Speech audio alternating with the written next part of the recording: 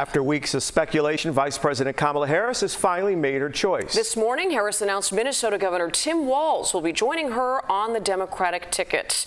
Here's a live picture from Philadelphia. That is where the pair is set to hold their first rally together within the next hour. They have some early speakers here that you're seeing at this moment. This is the start of a 5-day cross-country campaign blitz, which includes a stop in Wisconsin happening tomorrow. So who is Tim Walz? He's currently in his second term as governor of Minnesota. He also served 6 terms in Congress, representing a rural district in southern Minnesota.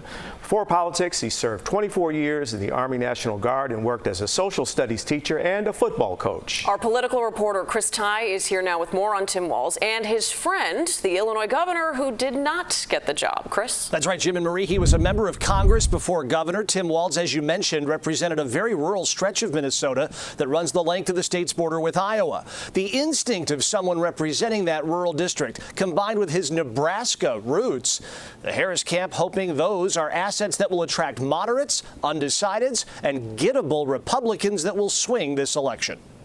Sometimes life is as much about the lessons you learn as the lessons you teach. In a midday video drop, the new ticket underlining Walz's biography of being a veteran, not a career politician. My dad was in the Army, and with his encouragement, I joined the Army National Guard when I was 17. I served for 24 years. But his 5 years leading Minnesota as governor has not been without controversy.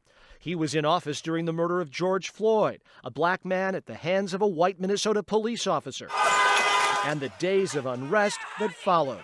More recently, that is weird behavior, and I don't think you call it anything else. It was Walz who began the framing of Donald Trump and J.D. Vance as weird.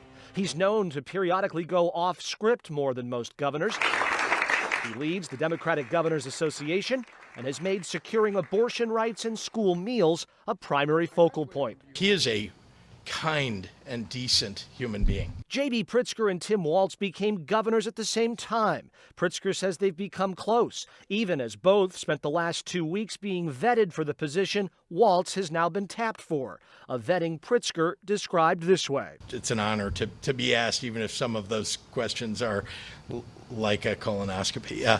Over 14 days, he says they kicked the tires on all sorts of personal matters. Every time you get a call saying, here's another thing we'd like you to engage in and talk to us about, means that you're still in the process and that, you know, you're somebody that they value enough to have you around till the very end. But in the end, it's a different Midwest governor. Walz framed by Republicans as far left. His new campaign, though, framing Tim Walz as a hunter, a football coach, and someone who could step into the big job if needed. There's also been a lot of talk today about why VP finalist in Pennsylvania Governor Josh Shapiro was not picked. Some Republicans are floating a theory that anti-Semitism was at play, given that Shapiro is Jewish, and that putting him on the ticket wouldn't play well among many Palestinian Americans. Shapiro is issuing a statement today that he's all in on the Harris-Walz ticket. Jim and Marie. Chris, thank you.